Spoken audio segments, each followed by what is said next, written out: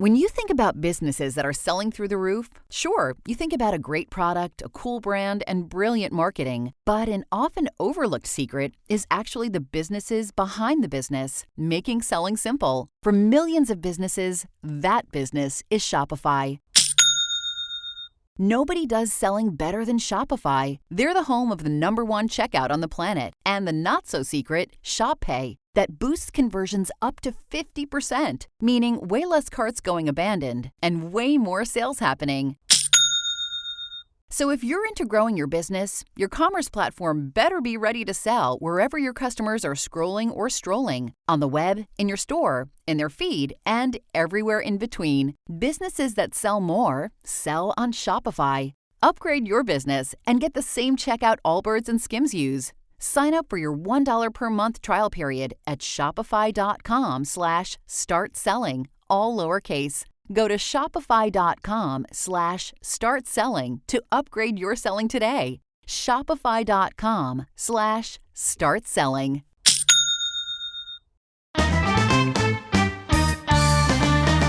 She needs to do a podcast since she never got her due.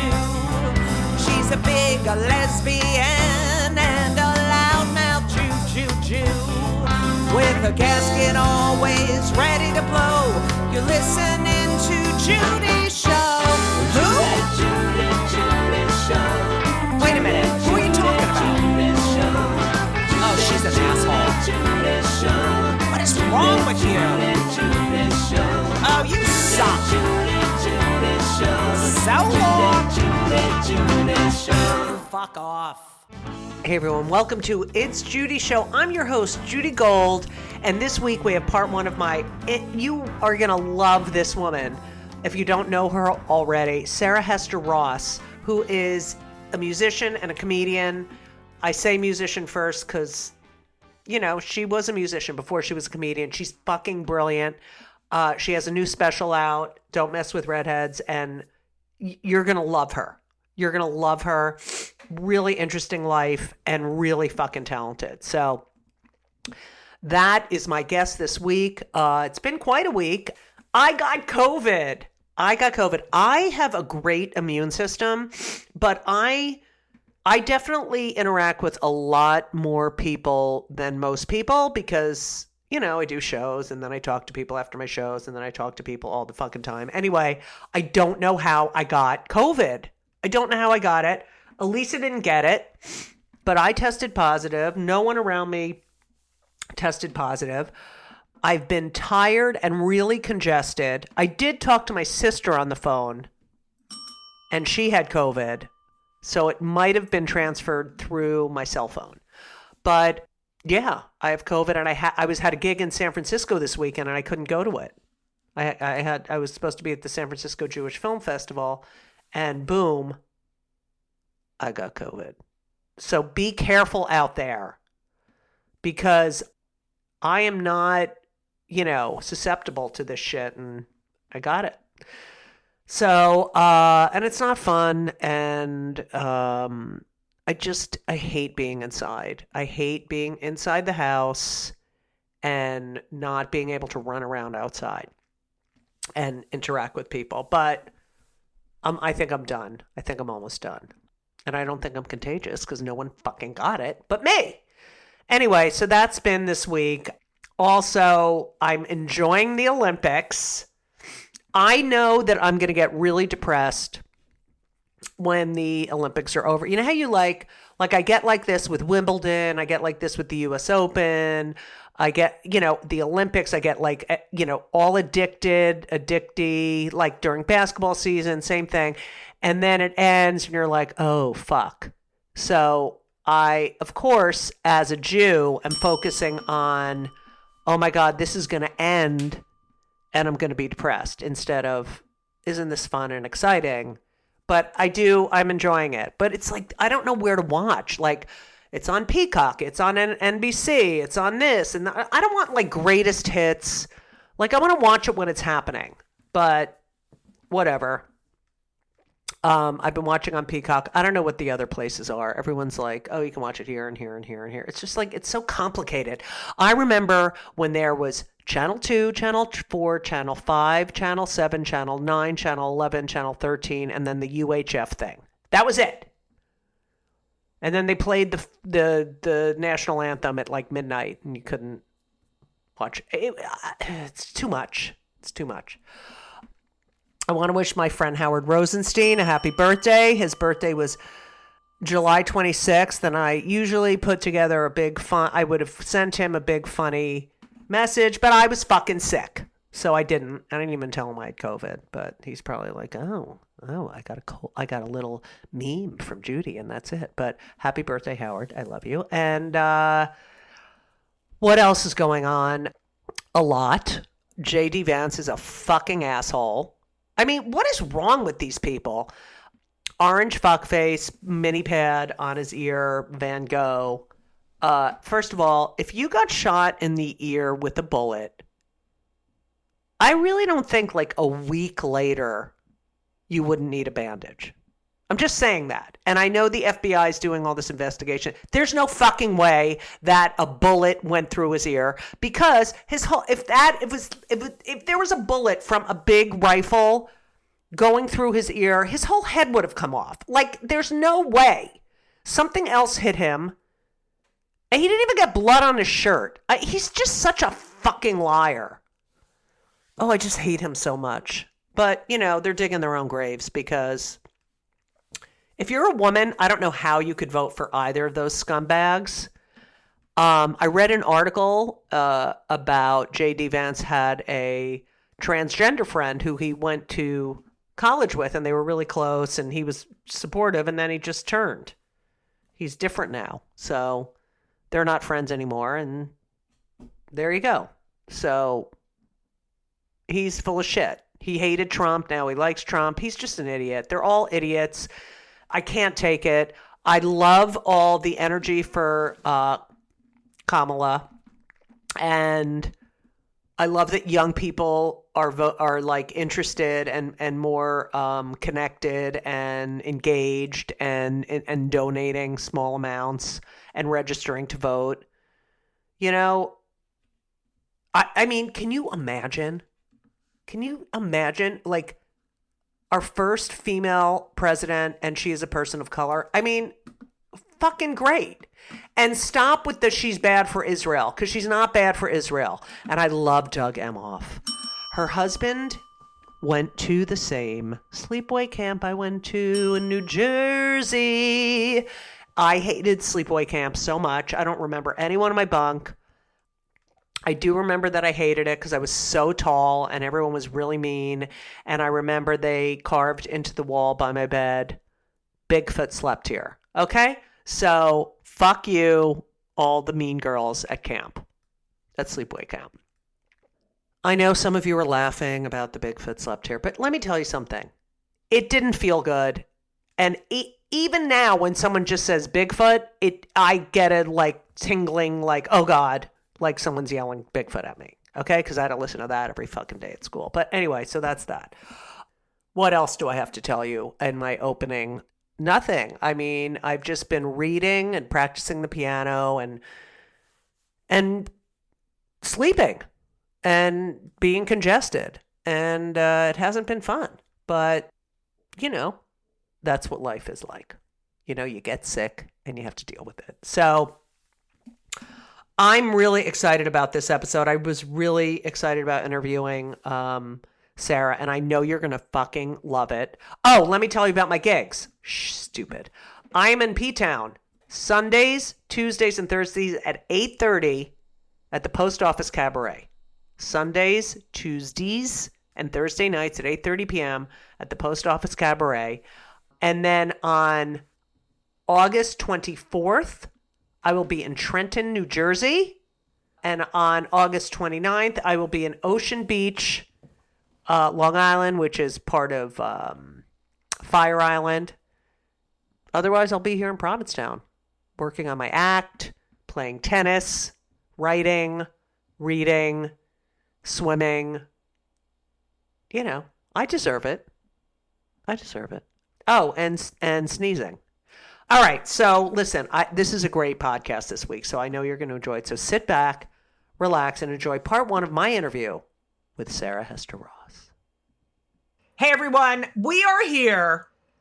Let me just say, as many of you know, I was a music major in college, and my mother always wanted me to play piano on stage and do funny songs. And, you know, I never did it. I didn't learn piano. I learned like classical piano, and I don't know. I was more of a comedian. I'm so excited that on today's show is musician, comedian. I'm saying that in that order because I read that is how she thinks of herself. Fucking sensation. Well, I'll introduce her and then I'll tell her this. But ladies and gentlemen, the one and they thems and whoever, what other fucking pronouns. Everyone in between. Yeah, everyone. Sarah Hester Ross is here. Hello, Woo! everybody. Yay. Sarah. Oh, I get a bell. Yes, Ooh, it's the that. Jew bell. We have a Jew bell on the show. Yay. L'chaim. Yes, so there you go. Anything Jewish related, we ring a bell, just so everyone can know how much we've contributed to the world, even though they all fucking hate us. Now, so Sarah, you know, Judy. as a comedian, I've been doing this 42 years, and you know, the rules change. That's amazing. I know, because I'm old. No, you don't need to agree with that. What the fuck was that? Wisdom. Yeah, great. That's what my skin guy says to me when I go, "What is this?" And he's like, "Wisdom." It's wisdom. Yeah. Yeah. And so here's the deal. Like, do I have resentment for people who become famous because of social media? Yes, I do. Unless they deserve it. And you are one. I get it. I don't know if anybody does deserve it. It's the times, you know, right place, right time. Right. Deserve is that's a big word. Well, I don't think anybody deserves it. Well, okay. All right, let me rephrase. Has the talent to back up the talk or whatever, the mouth. The mouth. Has the talent to back up the amount of followers. And you know, I'm doing comedy forever, and the rules change. So it's like you had to be a great comic, and you had to be ready when the opportunity came. Right. And now you can create your own opportunities. And so many people become internet famous, and then they're not internet famous 6 months, a year later. But you're fucking... So I want to start at the very beginning. First of all, you're so fucking talented, and I love watching you. Your stage presence is incredible. Jealous. Thank you. And I really want to see you when I'm in Vegas. You're... Oh, yes.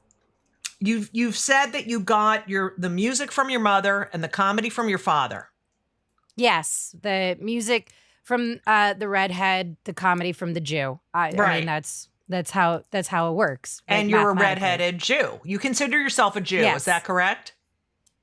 Well, long story short, I wasn't raised Jewish. My dad was never like religious, but you know, we celebrated Passover and Hanukkah, like sort of, right, a little bit. I mean, you went to the most goyish college ever. Yeah. I did. Yes, very. Yes. Yeah. I was raised very hardcore Christian. Right. And then I got married very young. My ex-husband is Jewish. So you're attracted. Technically converted. Mm-hmm. Oh yeah. I love me a Jewish boy. Yeah. Show me a man still living with his mom. I'm in it. That's what I want. Well, that's what I want. One here, but he's 22 and he's in between graduate school and college. That's a little young for me. That's a little young. But yeah. But I do consider myself at this point, because I did the whole like my ex-husband was like Jewish. Right. So I kept kosher when we were married, and we did the Holka tuba and everything like that. Yes. Did yes. you like it? Did you feel any connection? Oh, yes, definitely. I learned, because I was raised religiously, I kind of took a sharp turn into the Old Testament, and I have an Old Testament minor. Like What? It's so crazy. Okay. Oh yes. I was a worship pastor. And then I kind of took a turn into like messianic worship for a while. Oh yeah, like my backstory is all over the place. I love that. But how, as a Jew and knowing that your father's Jewish, most Jews are not okay with their kids, going off into some other non-Jew, it's not even non-Jewish. This is like beyond non-Jewish stuff. Yeah. Was it? Yeah. Well, again, my dad was never like, he didn't really even talk about it that much. At this point, I like to say, and I jest, but it's in truth, like if a Nazi would want to kill me, then I'm Jewish. You know what I mean? Like, but that's true. Like I know that there's all these rules about like your mom, like with tradition, your mom, you're not Jewish unless your mom's Jewish. Do you know why? Do you know why that is? Yeah, because it's the only, you could only prove. Right. Coming from the mother. I get it. I get the tradition. I get it. But it's not like, I don't know. It's not realistic these days. But also. It's not realistic. No. Yeah. And Sarah, like you can't, at this point with what's going on in the world, you can't say, no, I'm not a Jew. Because you are. You can't deny it. Exactly. Yeah. As I say, on stage, Hitler wasn't like, oh, when they came to the camps, oh, you eat bacon? Oh, all right, go home. Yeah. Like that never happened. Oh, your mom wasn't Jewish? Oh, you're fine. Okay. You can You know leave. what? Yeah. Have a nice day. Take care. Exactly. And I do like being Jewish. I know that I find it very special. And I do feel like our history is beautiful and really worth preserving. And I love it enough. I'm not religious by any means anymore. Right. In any genre. I can understand that. Yeah. Yeah. Well, I've been through two in-depth religions, very large religions, and I've come out of each of them being like, Right. They're not great. Like religion itself, man-made religion, is not so great to me, in my personal opinion. I get it. So, like belief, faith, I'm all about. I'm all about it. Individual faith, but like man-made community religion, not so much. Yeah, I understand that. I like saying that I'm Jewish. I like being Jewish. Well, we love having you. Yeah. so I'll stick around for a while. Good. Sure. I love it.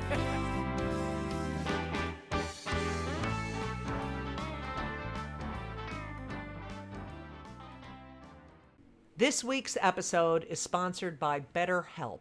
Now, I am a huge advocate for therapy. I talk therapy. I like physical therapy too, but I'm talking about talk therapy. I've been in therapy since I'm 18 years old. There is nothing better. Nothing better.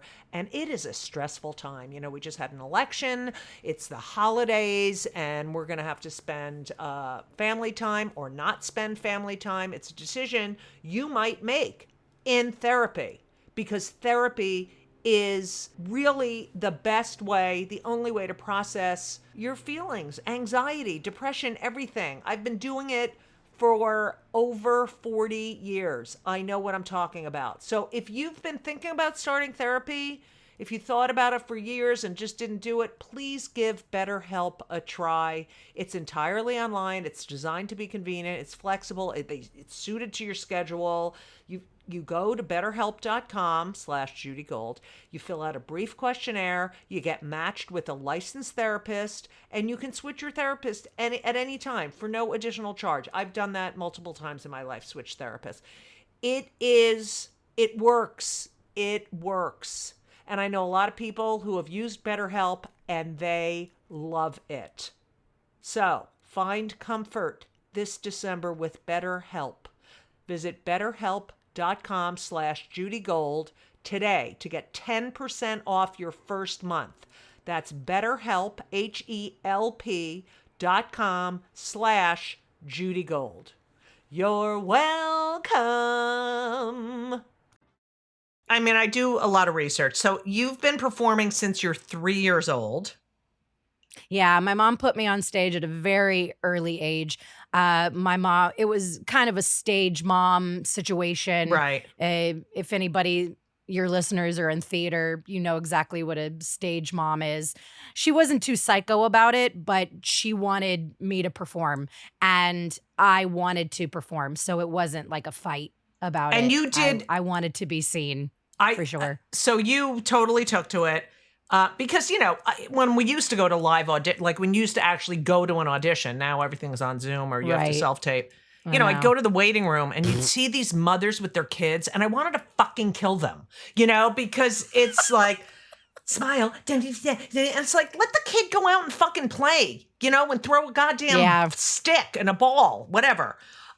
So 6 years old, you were doing mother-daughter Friday banquets?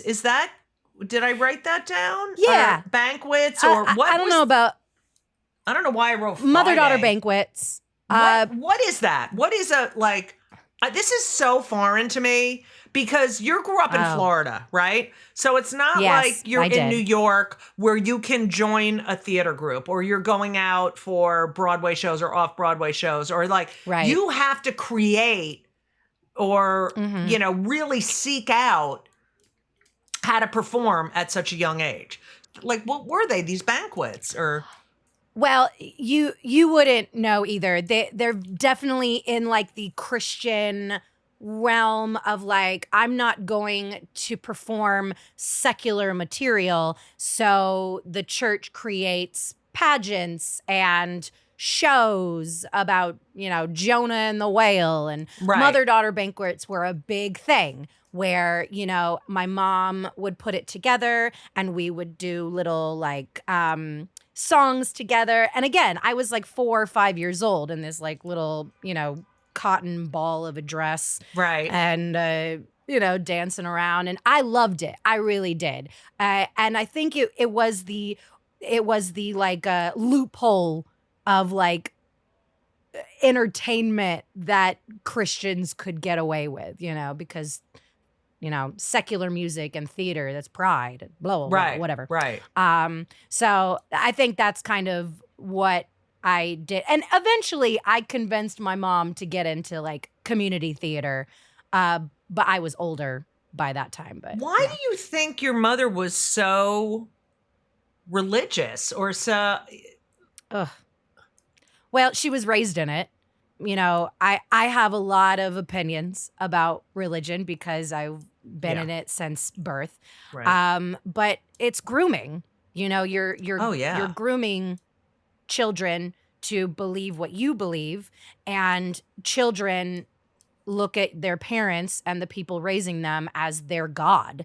And so anything that they tell them, they're going to be like, of course. Yeah, that's fact. That's factual. Right. And so when you put such an intense fervency of belief and religion and theology into it, kids have no way out until they're forced out of it by being in a community that has different thoughts or different faiths and different opinions. And if you don't get outside of that community, it's never going to happen. My mom never got outside that community. she even married a Jewish man who had no religious beliefs. So there was I mean, it's so weird that she would grow up like that and then pick a Jewish guy to marry. Oh my goodness. My grandparents, very racist. Love them. But I remember my dad telling me a story about how my grandpa was upset that my mom brought home a man that killed Jesus. Wow. Because my dad, he did it personally because they were alive at the same period of time. Of course. Yeah. Of course it was him. Yeah. The damn Jews. And so and they were Southern. My mom grew up in Birmingham, Alabama. Wow. So it's kind of incredible how my dad and my mom got together. It almost has to be true love because otherwise what? Right. And it's weird, but it's my story and I like it. And and it makes like you that you. It's weird. So growing up in can I call it a cult? A little culty? Oh, 100%. Okay, thank you. Oh, growing up in a cult like this, and you're like, I want to just perform, like that's all you care about. Did you notice anything weird? Were there clues? Were people? I mean, come on. You're in this. There's got to be gays that are so closeted in this world that you're in. I mean, there's probably so much hypocrisy because. Oh yes. Yeah. Did you at what age did you realize, or did it's you, embarrassing. or did you not? Yeah. It's embarrassing, but it took me a really long time. I think I didn't start realizing the hypocrisy and just the complete mind fuck that I had been through all my life until well into my adulthood. Wow. And it's probably because I had found so many loopholes. I think that I used worship leading as a loophole to be noticed and to get on stage. Right. And to in college, I was one of the worship leaders and I was on stage every week. Right. Yeah. But it was for the Lord, Right. It was. No, I was just going to say, I'm sure you got nervous. You were like, ooh, I'm going to perform. Like it was a performance for you. I mean, I remember my bat mitzvah. 100%. And I was like, oh my God, I have an audience. It was the first time. Exactly. Even when I would sing the 4 questions at the Seder, I'd be like, oh, yep, I got it. So you're like, I'm the one. Right. I'm the kid. That's I'm doing right. it. I'm the youngest. Yeah, I know. But, so you were all in. You were all in. Oh, I was. What were I was 100%. No sex? Even after college. Well, yeah. No, I was a virgin when I got married. I know. How old were you when you got married? It's a guest.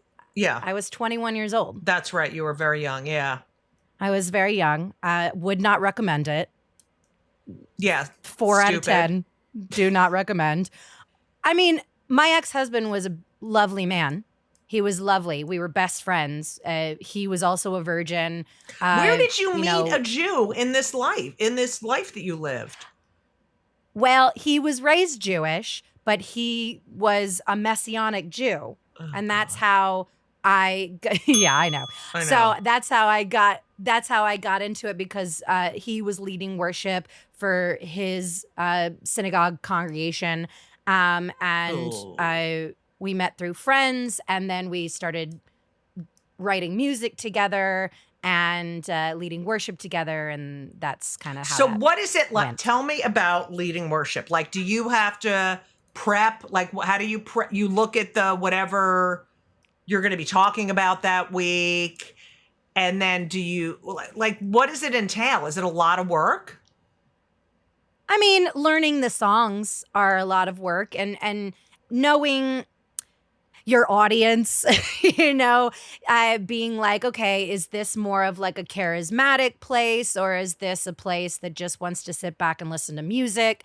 I was definitely on the side of more charismatic, and that's my personality coming out.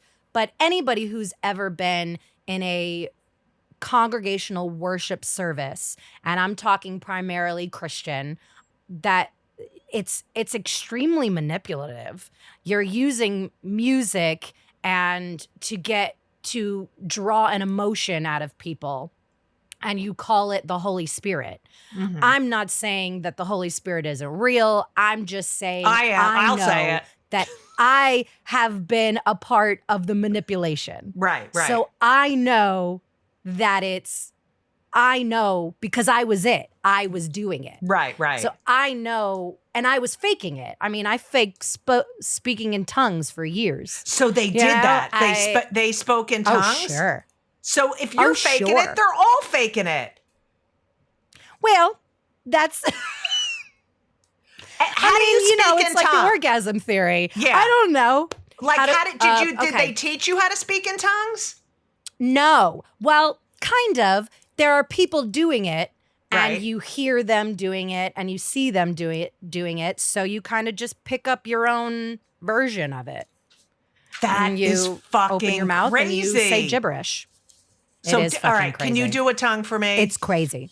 Okay, do a tongue for me. I mean, I can do a joke, but shadabadahanda badabadakia.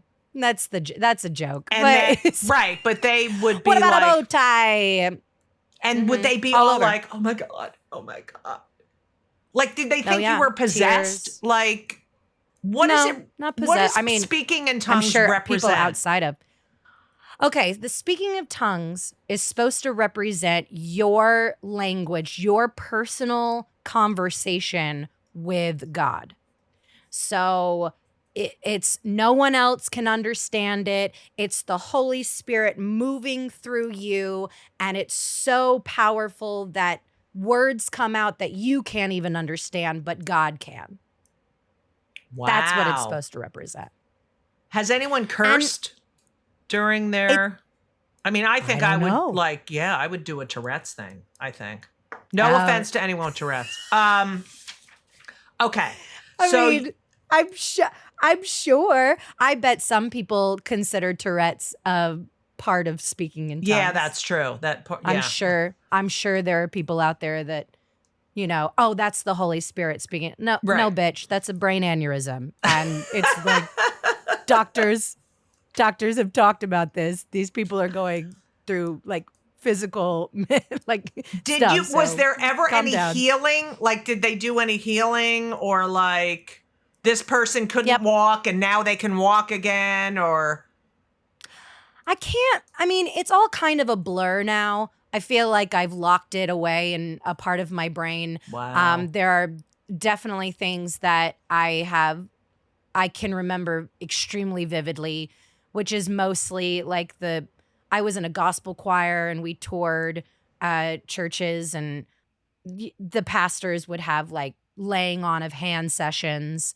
I don't ever remember seeing anybody get up from a wheelchair and walk, but I'm sure there were instances of people like praying over gay people. Being like, you're free from homosexuality. Right. And these poor people just being completely groomed and manipulated into what they wanted them. And again, it was. And I'm not mad about it. I am mad when I see children. I don't think my brother and sister will listen to this podcast, but my brother is still very heavily into the church, and I get upset when I see the way that they're raising my nieces, because it's definitely not as intense as how they're kind of more relaxed on the religion, but they're teaching them those values. Have this belief, and everything else is wrong, and everyone else is wrong, and this is real, and that's wrong, and it's just like, God, and I'll be here when they're adults to be like, one of them's going to be like, Aunt Sarah, let's think about this. Yeah. I don't believe God, I hope. Yeah. Please. Your mouth You're to going to God's be one ears. of their heroes. The little one is exactly like me. Exactly like me. So I foresee her future. Right. It's like laid out in front of her. I'm like, bitch, I know exactly what you're going to go through. Let me help you. So. Yeah, I told my, niece and nephew, FYI, if you ever have an issue, you can always call me. Yeah. And they have. So it's good to know that they know that I'm not, if you get caught smoking Mine are pot still little. Yeah. My oldest one just turned 15, so they're still little, but it's coming, I'm sure.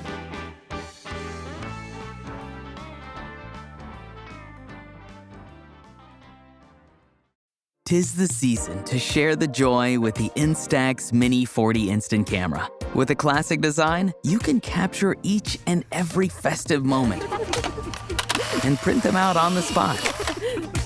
Make this holiday season unforgettable and gift the Instax Mini 40 Instant Camera.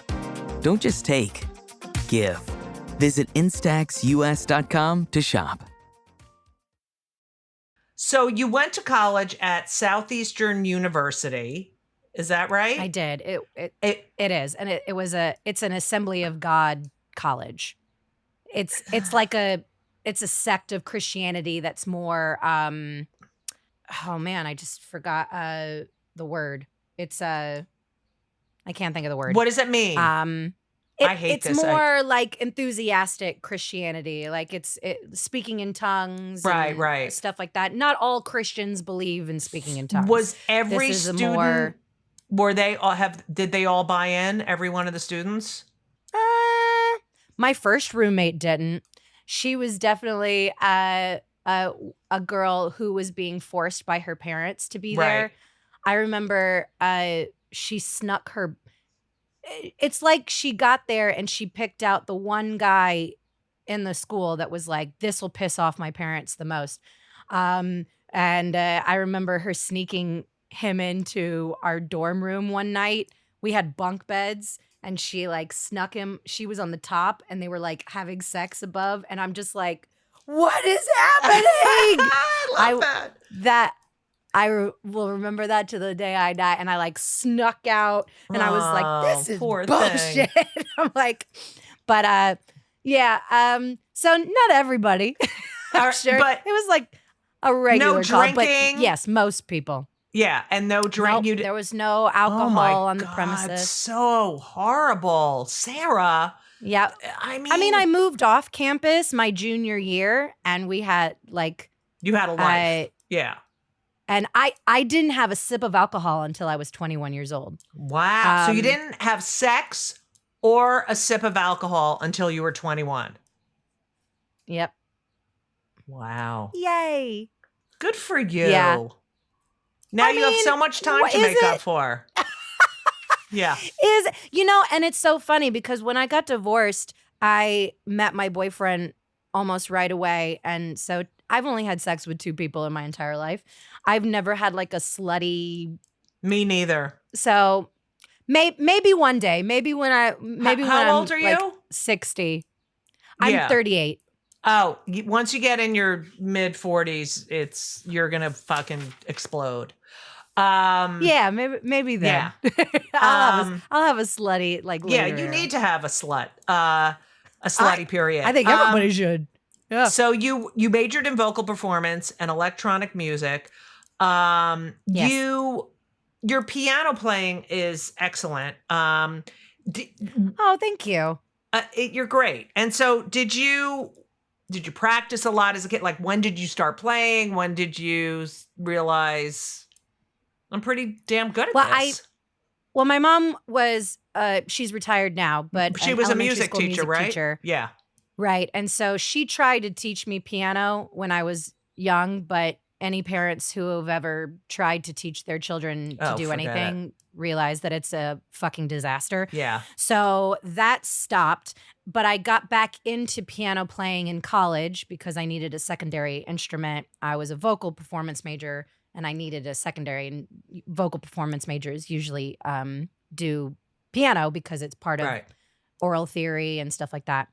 But it was very much like secondary to me. I didn't really get into actually playing piano until much later in my adulthood, because I got into dueling pianos. Yes, I know. I love that.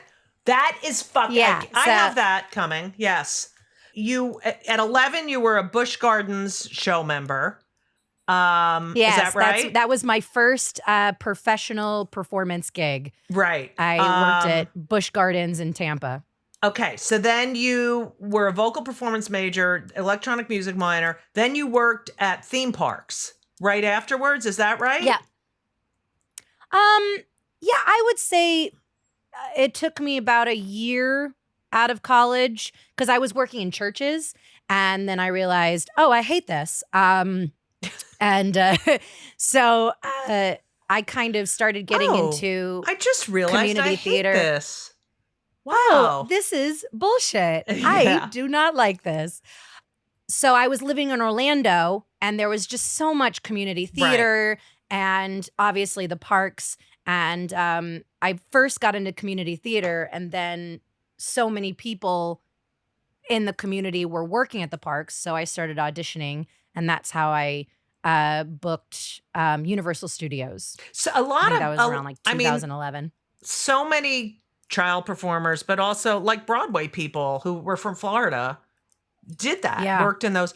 So yes. Okay. So dueling pianos, first of all, you got to explain the art form. And it goes on for hours, right? These dueling pianos can go till 6 hours in a row or something, or... I've never played 6 hours just like with one team, but with me and another partner, I've played up to 4 hours. Like nonstop? Yes, nonstop. No, that's crazy. That is fucking crazy. It is crazy.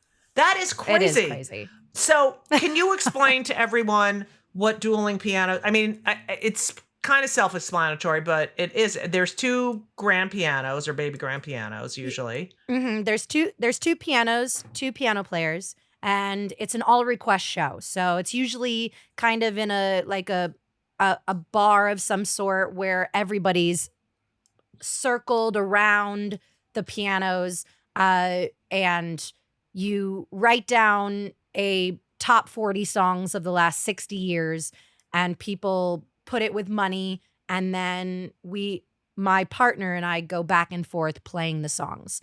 Now there's a lot of improv and comedy kind of intertwined into the music because, we're playing 90s rap songs on piano and musical theater, and it's not one genre, it's all of them. And it's fun, mix it with alcohol, and it's a grand time. Your brain, I mean, what if you don't know a song? Do you give it to your partner? What if both of you don't know a song? Here in Las Vegas, I work at a bar called the Bar at Times Square. It's at the New York Hotel and Casino. And there's 4 of us a night. I work with one player, and then I take a break for an hour, and another couple comes on and plays for an hour, and then we go back and forth for 4 sets. It's very unlikely to get a song that the 4 of us don't know. But if it happens, we'll just be honest and be like, hey, I like to put out the fact that I'm a musical prostitute. You pay, we play, but I'm not a thief. I will not be taking your money if I do not know your song. And so, I like to be as honest. We like to keep the illusion that we know every song on the face of the planet, but it's literally impossible. But we know a lot. We know a lot. Can you, do a dueling piano with someone you're not connected with? Like, have you ever? Sure. Really? So you'll be with someone and you're like, oh, he's such a fucking asshole. I can't believe I have to work with him tonight. Sometimes that's even more fun, Really? Because oh yeah, it's a bar situation, so we are definitely adult in nature. We talk about sex stuff, we very tongue in cheek. My content specifically is more geared towards women because, great songs. Yeah. Feminism. Yeah. But it was a male dominated field for a very long time. Even today, there's only about 100 women in the industry that do it in the world. And there's only about 400 people. I read there's only like 400 dueling pianists, and 25% are women. Yeah. So I mean, it's a fun time, but like if I'm sitting across from a guy that I don't like or I don't like his show, I could fuck with him, Right. and as long as you do it, that's true, with a sense of like comical vibe, like it could be fun. That's it. Really, the show definitely keeps you on your toes because it's different all the time. It's very audience driven, hence the all request thing. And you get to fuck with the audience. You get to fuck with drunk people. It's fun. So, thank you so much for listening to It's Judy Show with Judy Gold. I hope you enjoyed that as much as I did. Part 2 coming next week. So fucking talented. Such an interesting life. And I love women. I love women performers. And she's just so fucking talented. So go follow her. Go follow her. She's great. And I should tell you that It's Judy Show is produced by Laura Vogel. It is edited by Colin Schmaling. And the theme song was written and the backup vocals by Lauren Gold. Lauren Gold, who is not related to me, but he's the best.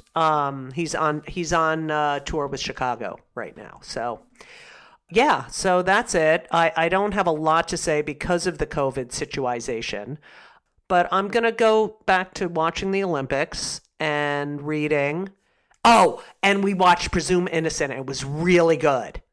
So I remember reading the book in the 90s. I remember when the book came out and I read the book and I kind of remembered who did it. And then, it's great. So Elisa and I watched that. We binge watched that. So it was good. And now we're just watching the fucking Olympics and complaining about everyone. Anyway, that's it. That's all I have to say. I want to thank you all for listening. The audiences have been great here, and I want to thank everyone for coming to my show. Please subscribe to my podcast and leave a review. Please. That's all I ask. I don't ask a lot, but please, because it, helps more people find the podcast. I don't know what else to say. I hate the Jew haters. I hate all the killing. I hate that those Druze kids, they're Israelis. It's just so sad. It's so sad. Whenever innocent lives are lost, it's sad. I don't even know what to say. It's just too much killing, too much dying. We need to have peace. We need peace. But you know what? We need to eradicate jihadist terrorists because they're fucking assholes. Anyway, I don't know what else to say. I love you. I love you all for listening. It's Family Week in Provincetown, which is, gay and lesbian and whatever families, and they're just fucking great. So it's kind of a uppity, fun feeling here. And I don't know what else. I don't know. Come see my show. Thank you for listening to my podcast. I love all of you. And as we always say, so long.